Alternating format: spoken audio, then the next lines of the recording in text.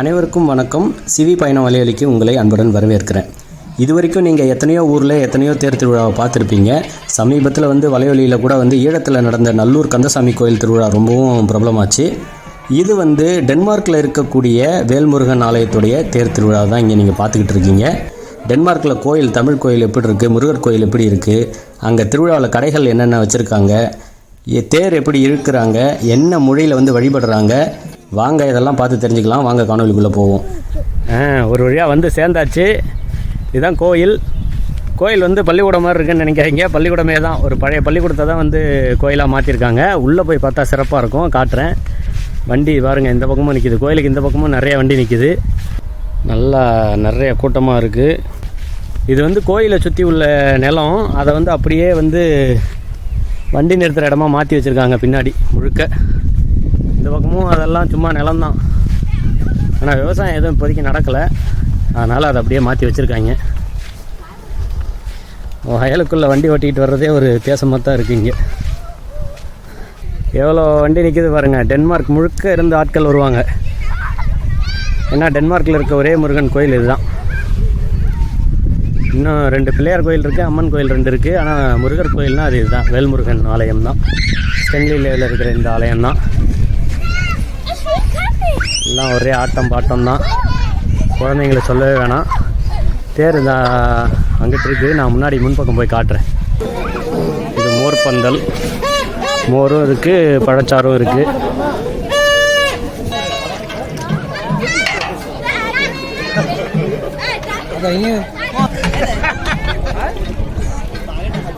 இல்லை, துணிக்கடையெல்லாம் நம்ம ஊரில் இருக்க மாதிரியே. நம்ம ஊரில் திருவிழாவில் துணிக்கடை போடுவாங்களான்னு தெரில. ஆனால் இங்கே இவங்களுக்கு தனியாக கடை இருக்காதுல்ல. நம்ம ஊர் புடவைகள் அது இது வாங்குறதுக்கான துணிக்கடை இந்த கடையை வச்சா தான் உண்டு. இந்த மாதிரி திருவிழாவில் வச்சா தான் உண்டு. அதனால் வச்சுருக்காங்க.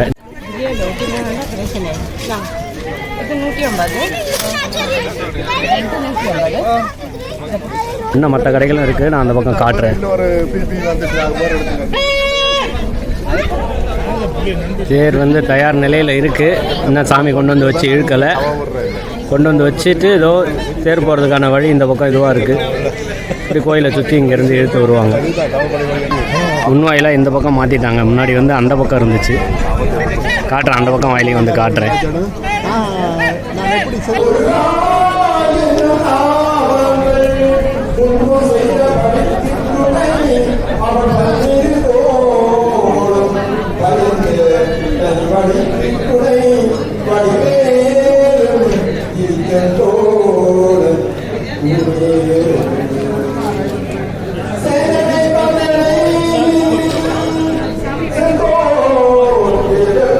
ஆஹா, தமிழில் மந்திரம் சொல்லி பாடல் பாடி அந்த பூஜை செய்யும்போதே நல்ல இனிமையாக இருக்குது. எங்கள் ஊர்லெல்லாம், சொந்த ஊரில் இன்னமும் கூட தமிழில் தான் மந்திரம் சொல்லி முருகன் கோயிலில் பூஜை நடந்துகிட்ருக்கு. ஆனால் தமிழ்நாட்டில் பெரும்பாலான கோயில்களில் சமஸ்கிருதத்தில் தான் பூஜை பண்ணிக்கிட்டு இருக்காங்க. ஆனால் இங்கே தமிழில் தான் மந்திரம் சொல்லி இது பண்ணுறாங்க. அதுவே மிகச்சிறப்பாக இருந்தது. கொஞ்சம் கொஞ்சமாக கூட்டம் வெளியே வர ஆரம்பிச்சிருச்சு. பூஜையெல்லாம் முடிஞ்சிருச்சு. இப்போ அடுத்து சாமியை கொண்டு தேரில் ஏற்றிடுவாங்கன்னு நினைக்கிறேன். என்ன ஒரு சிறப்புன்னா, எங்கள் ஊரில் பண்ணுற மாதிரியே இந்த கொடியேற்றம், வேட்டை திருவிழா, திருக்கல்யாணம், தேர் திருவிழா அப்படின்னு சொல்லி எங்கள் ஊரில் எப்படி பண்ணுவாங்களோ அதே மாதிரியே இருந்தது இங்கேயும் பார்க்குறதுக்கு. அது ஒரு மிகச்சிறப்பாக இருந்தது. சரி வாங்க, தேர் இழுக்கிறதுக்கு முன்னாடி நம்ம போய் கடையை சுற்றி பார்த்துட்டு வந்துடுவோம். தேருக்கு போகலான்டான்னு சொன்ன உடனே பாரி தேர்னா என்ன இருக்கும் அப்படின்னு கேட்டான். நிறைய கடையெல்லாம் இருக்குண்டா, திங்கிறதுக்கு நிறைய வச்சுருப்பாங்க அப்படின்னு சொல்லி தான் கூப்பிட்டு வந்தேன். முறுக்கு வேணும்னு சொல்லியிருக்கான். பார்ப்போம், முறுக்கு வேறு கிடைக்குமான்னு தெரில. வாங்க என்ன இருக்குன்னு போய் பார்த்துட்டு வருவோம். ஆஹா, காரக்கலவை, கோதுமை களி, இனிப்பு களி, பீப்பி, ஓலைக்கூடை, பிரிமனை, வாளி, இட்லி குண்டான், புட்டு குழல், சாமி படம். இப்போ தான் திருவிழாக்குள்ளே வந்த மாதிரியே ஒரு உணர்வு வருது. இந்த பஞ்சு மிட்டாயி, அடாடாடாடா, இங்கே வருங்க கரும்பு. ஆஹா, முழுசாக அப்படியே வாங்கிட்டு வச்சுருக்காங்க போலையே. இதெல்லாம் விமானத்தில் இறங்கணும், ஏன்னா கப்பல் அமிச்சா காஞ்சி போயிடும். ஆனால் பாருங்கள், 1 கிலோ கரும்பு 600 ரூபா. 1 கிலோ கரும்பு. ஆஹா, எனக்கு பிடிச்சது, ரொம்ப பிடிச்ச பழம் மங்குத்தான் பழம். மேங்கோஸ்டீன் ஆங்கிலத்தில் சொல்லுவாங்களா, தமிழில் எனக்கு பேர் தெரில. பச்சை மிளகா நமக்கு எல்லா கடைகளிலுமே இங்கேயே கிடைக்கும். ஏன்னா அது எல்லோரும் ஆப்பிரிக்கா நாட்டுக்காரங்க, ஆசியாக்காரங்க எல்லாம் சாப்பிடுவாங்க. இங்கே பாருங்கள், கருவேப்பிலையை பாருங்கள். இந்த கருவேப்பிலை 250 ரூபா. ஆனால் இதுவே மலிவு. ஏன்னா வெளியே போய் வேறு கடைகளில் வாங்கினீங்கன்னா வந்து ஒரு 500 ரூபா சொல்லிடுவாங்க இதுக்கே. அதுவும் எல்லா நேரத்துலையும்லாம் இது கிடைக்காது. எப்போவாச்சும் சிறப்பாக வந்தால் மட்டும்தான் உண்டு. மாங்காய், வடுமாங்காவுக்கு அப்படியே நல்லா இருக்கும் போல் இருக்குது.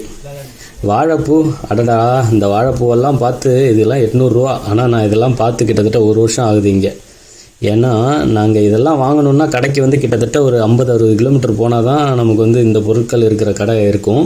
அப்பயும் இந்த சின்ன வெங்காயம், இந்த வாழைப்பூ இதெல்லாம் எப்போவுமேலாம் இருக்காது, எப்போவாச்சும் தான் வரும். சுரக்காய் எப்பயும் இருக்கும் நமக்கு அந்த கடைகளில். இதெல்லாம் வெண்டைக்காவும் வந்து இந்த மாதிரி அரேபியர்கள், ஆசியாவை சேர்ந்தவங்க எல்லோரும் சாப்பிட்றதுனால இருக்கும். இதுவும் இருக்கும். இந்த கிழங்கு, குச்சி கிழங்கு, மரவள்ளி கிழங்கு இதுவும் இருக்கும். ஏன்னா இதெல்லாம் ஆப்பிரிக்கர்கள், ஐரோப்பியாவை தவிர்த்து மற்ற எல்லாருமே இதெல்லாம் சாப்பிடுவாங்க. இந்த கோவக்காய், பீக்கங்காய், மாங்காய். இந்த மாம்பழம்லாம் வந்து இதுலேருந்து வரும், இந்தியாவிலேருந்து இல்லை, பெரும்பாலும் வந்து பாகிஸ்தான்லேருந்து வரும், அங்கேருந்து வரும். இந்த 6 மாம்பழம் மட்டுமே வந்து பார்த்திங்கன்னா கிட்டத்தட்ட வந்து ஒரு 1500 ரூபா இருக்கும். அந்த மாதிரி நமக்கு நிறைய வகைகள்லாம் இங்கே கிடைக்காது. நம்ம ஊரில் கிடைக்கிற மாதிரி ஒரு 2 வகையில் தான் இருக்கும். இங்கே பார்த்தாலே உங்களுக்கு தெரியும்.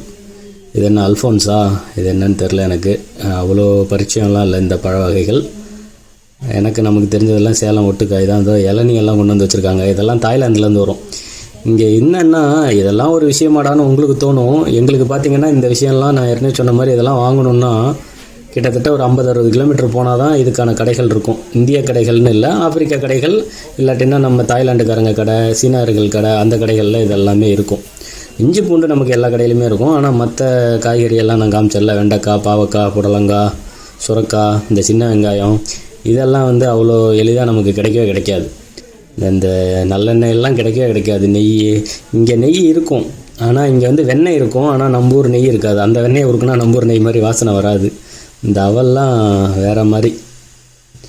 பரவாயில்ல, இங்கே வந்ததுக்கு இந்த அரிசி மாவு, நமக்கு கேழ்வரகு மாவு, இந்த யாழ்ப்பாணத்து கறித்தூள், பலாப்பழம் எல்லாத்தையும் ஒரே இடத்துலையே வச்சு வாங்கிட்டு போயிடலாம். நம்ம இனிப்பு வகைகள் நம்ம ஒரு திருவிழாவில் கூட செஞ்சு வைப்பாங்க. இது வந்து ஒரு பெட்டி வந்து 35 ரூபாயாம் ஒரு டப்பா. அடையாப்பா, 35 குரோனர் அப்படின்னா என்ன, 400 ரூபாய், 425 ரூபா வந்துடும். பரவாயில்ல, எல்லாத்தையும் போட்டு கலவையாகவும் வச்சுருக்காங்க. துணிக்கடை தான் விஷயமே. என்னென்னா நீங்கள் எங்கே போனாலும் இங்கே புடவை கடை, எந்த துணி கடையிலுமே உங்களுக்கே தெரிஞ்சிருக்கும், புடவை இருக்காது. அதுபோக நம்ம ஊர் துணிகளும் இந்த மாதிரி பெண்கள் உடுத்துகிற இந்த உடைகள் கூட இருக்காது. இங்கே சட்டைப்பாவாடை மாதிரி தான் எல்லாமே இருக்கும். இல்லாட்டினா வந்து நம்ம கால் சட்டை போடுறோம்ல, ஆண்கள் போடுற மாதிரி கால் சட்டை தான் இருக்கும். இந்த மாதிரி வண்ணங்களில் கிடைக்கிறதே பெரிய விஷயம். அதெல்லாம் வந்து நம்ம கடைகளில் இங்கே வந்து வாங்கினா மட்டும்தான் உண்டு. அதுவும் இந்த மாதிரி திருவிழா நேரத்தில் மட்டும்தான் திறந்துருக்குமே. இந்த துணியெல்லாம் ஊருக்கு வரும்போதே வாங்கிக்கலாமே, அப்படி இது பண்ணி கஷ்டப்பட்டு நிறைய விலை கொடுத்து இங்கே வாங்கணுமான்னு உங்களுக்கு தோணலாம். ஆனால் நம்ம தமிழ்நாட்டில் இருக்கவங்க மாதிரி கிடையாது. நிறைய பேர் ஈழத்திலேருந்து இங்கே வந்து இருக்கவங்களால் வந்து 20-25 வருஷமாக திரும்ப ஊருக்கு போகாமல் இருக்கவங்களெல்லாம் கூட எனக்கு தெரியும். ஏன்னா அவங்க பேரில் அங்கே வந்து ஏதாச்சும் ஒரு குற்றப்பதிவு பண்ணியிருப்பாங்க தவறுதலாக. இவங்க போனாங்கன்னா பிடிக்கிறதுக்கு காத்துக்கிட்டு இருப்பாங்க. அதனால் ஒரு அகதியாக வந்து வாழ்கிறதுன்றதெல்லாம் அவ்வளோ எளிது கிடையாது. இங்கே வந்து யாரையாச்சும் நீங்கள் நேரில் பார்த்தா மட்டும்தான் உங்களுக்கு தெரியும். எவ்வளோ வசதிகள் இருந்தாலும் நம்ம சின்ன வயசுலேருந்து பழகி விளையாண்டு திருக்கல் அந்த ஊர் அதுக்கெல்லாம் திரும்ப போக முடியாமல் ஒரு 20 வருஷம் இருந்தால் தான் மட்டும்தான் அந்த வழி என்னன்றது நமக்கு புரியும். ஏதோ இந்த மாதிரி திருவிழாக்கள்லாம் அவங்களுக்கு வந்து ஒரு சிறு இளைப்பாறுதல் தான். இப்போ ஊருக்கு வந்து இங்கே 1 வருஷம் இருக்கேன் அப்படின்னா அதுவே எனக்கு வந்து ரொம்ப என்னமோ மாதிரி இருக்கும். இந்த மாதிரி திருவிழாக்கெல்லாம் வந்தால் தான் எனக்கே கொஞ்சம் ஆறுதலாக இருக்கும். இல்லாட்டினா ஊரை ரொம்பவே வந்து நான் ஏங்குவேன் ஊரை நினச்சி. சரி வாங்க, மக்கள் கூட்டம்லாம் வெளியே வந்துட்டாங்க. இப்போ போனோன்னா நம்ம கோயிலை வந்து முழுசாக சுற்றி பார்க்கலாம். இவ்வளோ நேரம் எல்லோரும் உள்ளே இருந்தாங்க. இதுதான் நம்ம முருகர் கோயில். டென்மார்க்கில் இருக்க ஸ்டென்லில்லே அப்படிங்கிற ஒரு சின்ன ஊரில் இருக்கிற வேல்முருகன் ஆலயம், கொடிமரம். இதெல்லாம் பார்த்திங்கன்னா உள்ளே வந்து வெளியே நான் காட்டினேன்ல அந்த பள்ளிக்கூடம் தான். ஆனால் உள்ளே பார்த்திங்கன்னா எல்லாத்தையும் வந்து நமக்கு ஏற்ற மாதிரி வடிவமைச்சிருப்பாங்க, கோயிலாக உருவாக்கியிருப்பாங்க. இங்கேயே வந்து இவங்கெல்லாம் வந்து இந்த கட்டட கலைஞர்கள், அப்புறம் இந்த சிற்பம் செய்கிறவங்க இதெல்லாம் இங்கேயே வச்சு செஞ்சது. இந்த தேருமே கூட இங்கேயே மரத்தை எடுத்து தான், இங்கே இருக்க மரங்களை வச்சு தான் அந்த தேரையும் செஞ்சாங்க. இங்கே மேலே இருக்கிற அந்த சுண்ணம் அதில் செஞ்சது, இல்லை அந்த சுதைமண்ணில் செஞ்ச சிற்பங்கள் அதெல்லாம் வந்து இங்கேயே செஞ்சது தான். முருகனை தூக்கிட்டு வந்துட்டாங்க, தேர் மேலே ஏற்ற போகிறாங்க. எங்கள் ஊர்லேயுமே வந்து இந்த மாதிரி தான் இது பண்ணுவாங்க. ஆனால் அந்த மயில் கொடி மட்டும் நான் வந்து யாழ்ப்பாணத்தில் பார்த்த மாதிரி இருக்குது. அந்த காணொலியில் நல்லூர் கந்தசாமி கோயிலில் பார்த்த மாதிரியே இருக்குது. ஆனால் அந்த சாமியை தூக்கிட்டு வர்றது இதே மாதிரி தான் எங்கள் ஊர்லேயும் பண்ணுவாங்க.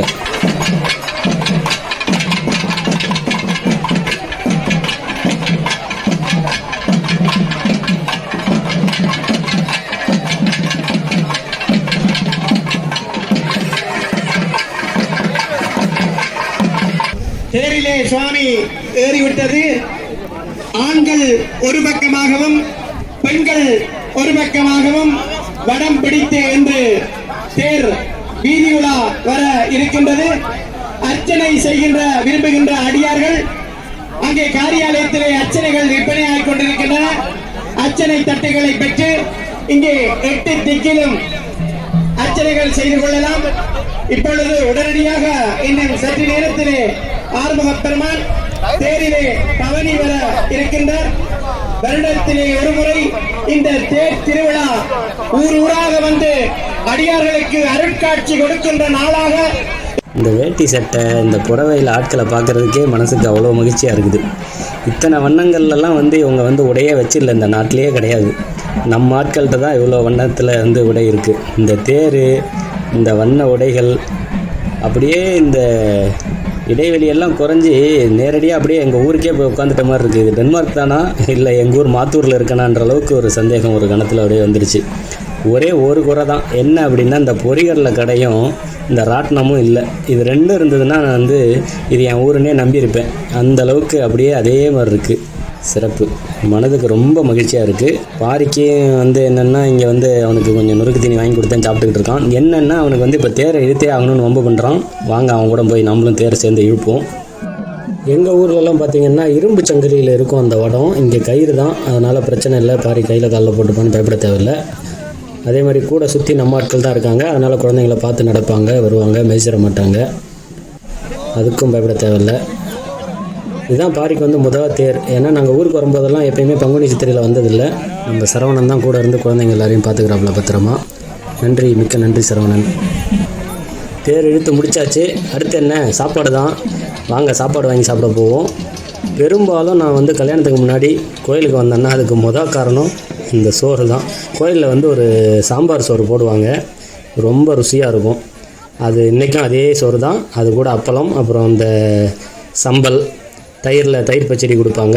அப்புறம் கொஞ்சம் பருப்பு இருக்குது. சில நாள்லாம் என்ன ஆகும்னா, இங்கே வந்து சுழியம், வடை, பாயாசம், பொங்கல், இனிப்பு பொங்கல்னு நிறைய வச்சு கொடுப்பாங்க. ஆனால் இன்றைக்கி கூட்டம் வந்து பார்த்திங்கன்னா கிட்டத்தட்ட எனக்கு தெரிஞ்ச ஒரு 500-1000 பேர் இருப்பாங்கன்னு நினைக்கிறேன். 1000 பேர் இருப்பாங்க. ஒரு வழியாக டென்மார்க்கில் தேரை பார்த்து முடித்தாச்சு. அடுத்து ஒரு தமிழ் கல்யாணம் டென்மார்க்கில் எப்படி பண்ணுறாங்க அப்படிங்கிறத பார்த்தா நல்லாயிருக்கும்ல. அடுத்த வாரம் காணொலியில் பாருங்கள். அனைவருக்கும் நன்றி, வணக்கம்.